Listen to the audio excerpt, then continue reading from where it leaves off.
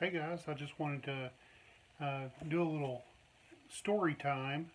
Um, How the World Has Changed. In 1958, this book was for kids, the first book of World War II. And I remember this book whenever I was a little kid. Um, I got it out of the school library. I remember it. I picked this up uh, somewhere. I don't know if it was at a Goodwill or at a thrift store or whatever, but when I saw it, I was reminded, oh, I remember that book, and it's pretty fascinating. Um, there are soldiers that are laying in the sand in this book, and I remember picking this book up when I was in fourth grade. But this is from 1958, obviously way before my time of fourth grade. It was 20 years before. So this was an old book whenever I was a kid. But I thought what was really interesting is they talked about, and one thing that I thought that was really interesting is that America was really reluctant to fight in World War II in Europe. It had only been maybe 25 years. Um, it had close to 25 years when they ended the last war, and 25 years, so 1919. So by 1940, they were kind of saying, "Hey, uh, it's been 20 years, and we're not going back, and we're not going to fight." So when it was in Europe, we didn't have any. Um, it didn't really look like we were going to fight in World War II.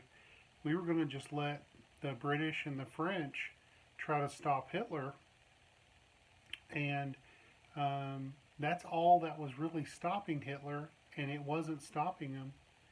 So, what I loved about this book is how it was laid out, and it really talked about that um, that the British and the French were really just trying to keep Germany from taking all of Europe. But by 1941, they had basically taken all of Europe, and Hitler thought, hey, you know what would be a great idea? I could go attack Russia on the same date that Napoleon Bonaparte did, attacked Russia, and because he must have thought he was the next Napoleon, so he went to go fight against Russia on that same day. And as a kid, I remember connecting the dots of like, wow, this is the reason why um, Hitler lost the war. It was really not not uh, his uh, not taking all of Europe, because he was going to take all of Europe with Italy and Germany combined. They were trying to take all of Europe. But this book really spelled it out for me that Italy wanted to make the Mediterranean their pond, their sea, their lake. They wanted to make all of the Mediterranean. So that's why Italy went to North Africa, and they wanted to fight in North Africa and overtake all of the Mediterranean. That's what Mussolini wanted to do. Germany was fine with that, as long as they could take everything else in Europe.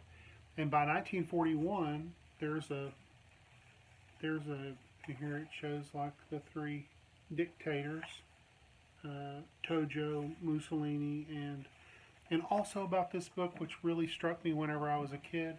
A lot of the pictures in here, this is German, this is Germany and Nuremberg, but this is Hitler Youth. So this was written for kids, and it showed a mass rally for Hitler Youth, and then it shows Mussolini at a fascist youth organization. So it was all about the youth, and I thought that was really fascinating when I was a kid. I thought, why did these kids want to follow Hitler and follow Mussolini and have all these crazy plans? Um, But and I think there's a picture in here that's really interesting about that. I always loved maps, and yeah, here it was, June 22nd, 1941. Germany turned on their ally, Russia, and so it was on that same date in 1812 that French conqueror Napoleon Bonaparte attacked Russia. So on the same date he did it because he fancied himself as that. Well, what's interesting is how much the Russian people fought Hitler. The Russian people, strong, determined people in Russia. And nowadays you can't say that as an American. You can't say like the Russian people were strong. You're some kind of crazy person, or you're out there, love Russia or something. I'm just talking about history.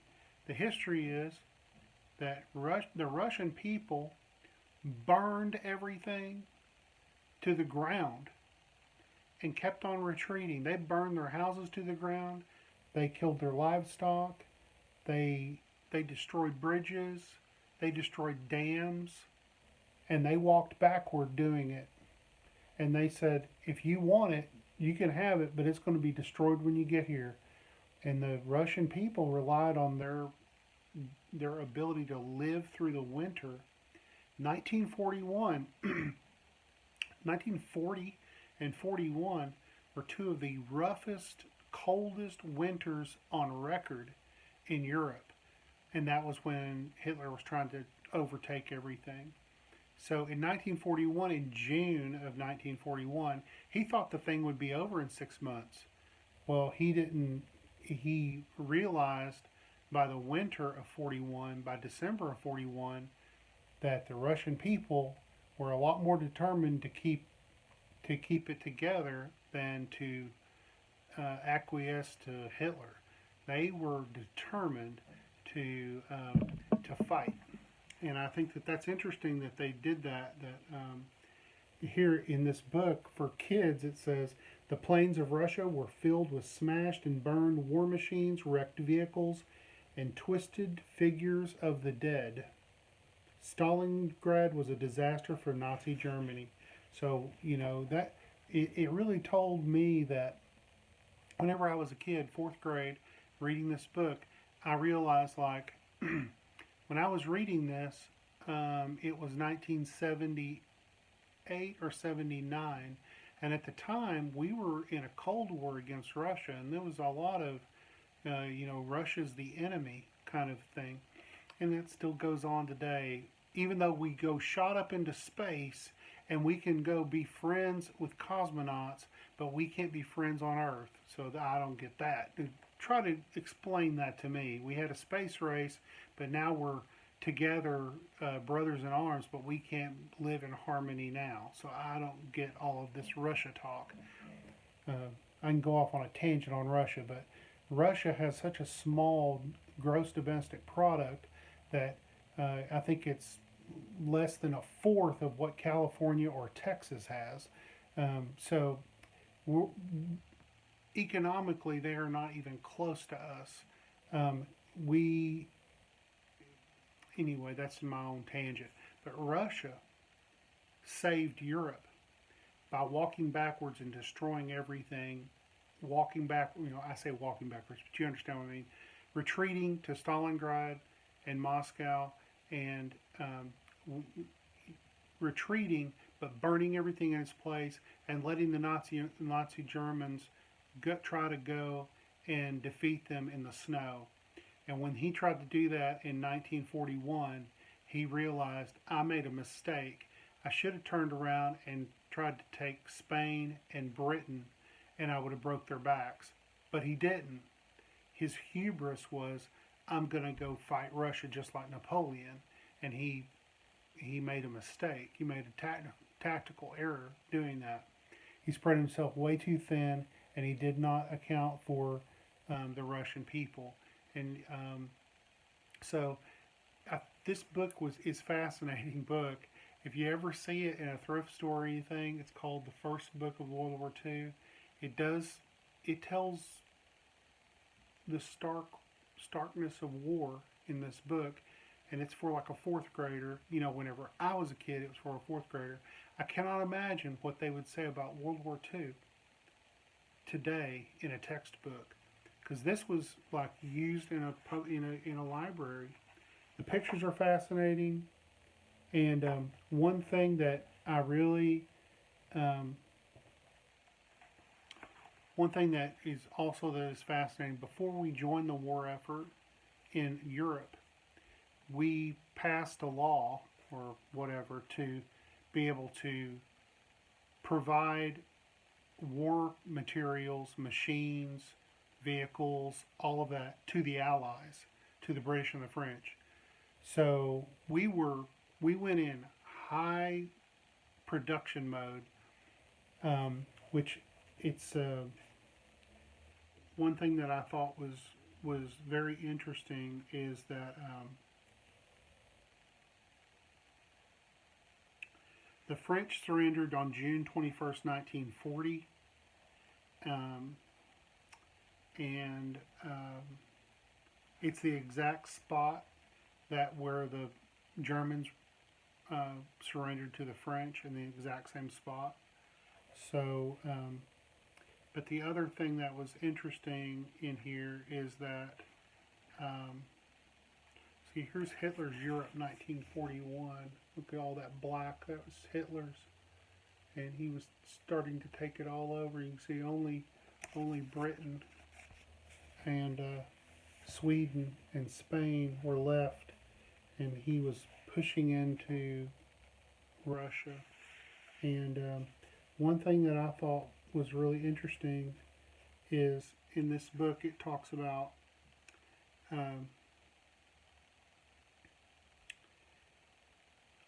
the United States told the world their plans by means of the Atlantic Charter. In August 1941, Roosevelt and Churchill met in Newfoundland to drop the document, and in it they pledged allegiance to democracy and promised to work for a world in which all nations should be equal after the final destruction of Nazi tyranny. The United States now became the arsenal or storehouse of democracy. From her farms poured the food, from her factories the weapons that would overthrow the dictators. So,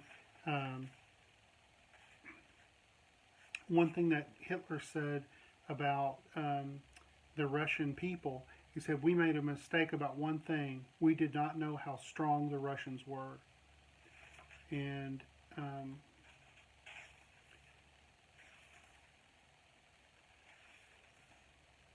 yeah, there's some pictures that are pretty brutal in here.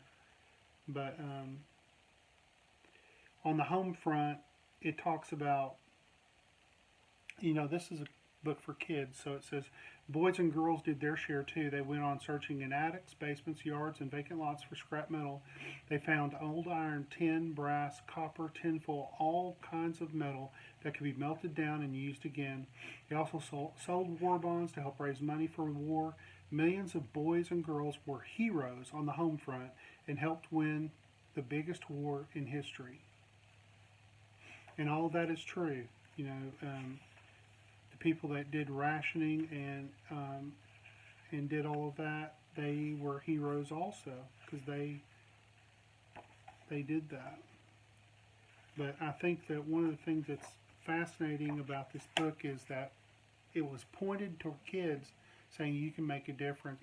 Kids made a difference during the war, and kids overseas were just as involved. They were in Hitler Youth, or they were in the fascist groups for Mussolini, and in Japan they had youth that were involved in the war efforts there too.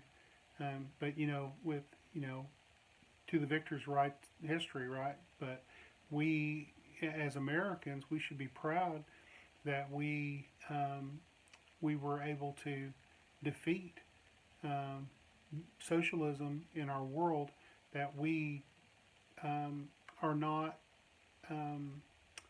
subject to people lording over us and taking our freedoms and destroying God in the process, and trying to destroy God. God cannot be destroyed.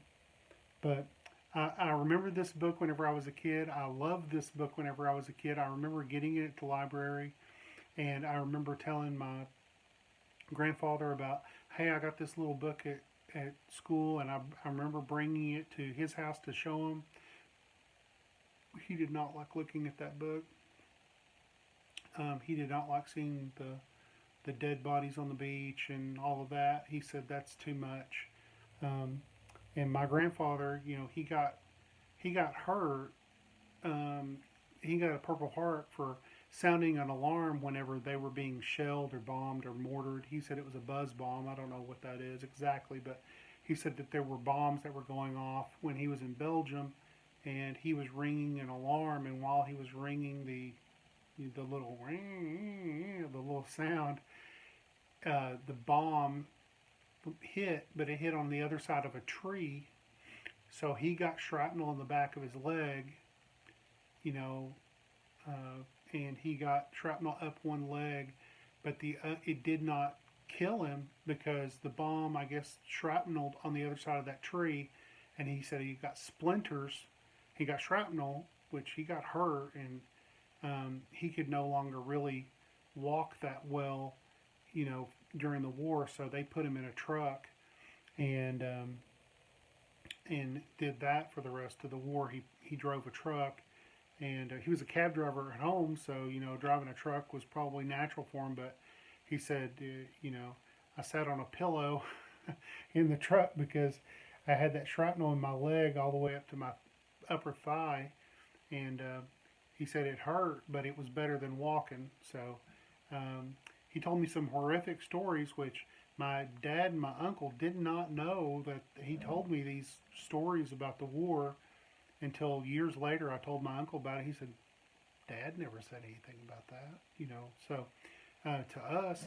But he was telling me that one of the things that bothered him about that book whenever I brought it and saw the bodies in the sand, he was just saying that one of the things that he had to witness was after the Battle of the Bulge, where there was a lot of people that had died, passed away, Germans, French, Americans, Belgium, the Belgian people. There was a whole bunch of people that had passed, and he had just been recovering, I guess, and they put him in a truck, and he had to go pick up. He drove the truck, and other guys had to load the dead soldiers onto the back of the truck and identify them and get them to the graveyard and do all that. So he said, John David, there's so many. You would look across a field, and it was just bodies. Like you'd go, and it wasn't really even a field. It had been a forest or it had been woods, but they bombed it so much that all the trees were knocked down, and then you started looking between the trees, and there's bodies everywhere. And he said it was horrible. Because, as a kid, I wanted to romanticize it, like, oh, Grandpa went to the war and he fought and he did this stuff. And he said, people died. They died, and our people died. I had friends that died. They had friends that died. And all because of, he basically blamed Hitler for it. So which is true. He said their leader was crazy. So we had to stop them. If we didn't try to stop them, then, we would have had that person ruling us. So it's fascinating to think that, my grandpa went and did that, and I don't think he really wanted to go, to be honest with you. And I think that he went out of duty, but it was a big undertaking. And then when he got there, he met the stark reality of death. And I really think that haunted him a long time after that. And he told me about it, 35 25 years later, 30 years later, and he could barely talk about it. He just talked about it matter of factly. But I always tried to say, "Oh, tell me something that was good," you know. And he loved being over in that part of the country because I think that our lineage is that we're Dutch. My last name is Harris, but I think that our lineage is Dutch, being from Holland, and I think that his mother may have been from Holland, and so I think he felt this kinship when he was in Belgium and Holland and everything, and that's something that he really enjoyed.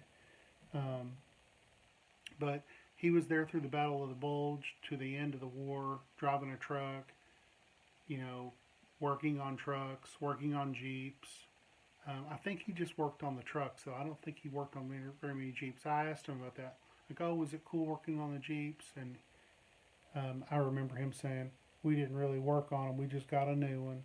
They just, if it was too destroyed, we took it apart as best we could and took the parts off of it and we crushed it. You know, he's like, we didn't, we just tried to get a new one, you know. But anyway, he didn't like Jeeps. He said they're rough riding. So he liked Chevrolets and Pontiacs. He didn't care much for Jeeps, I don't think.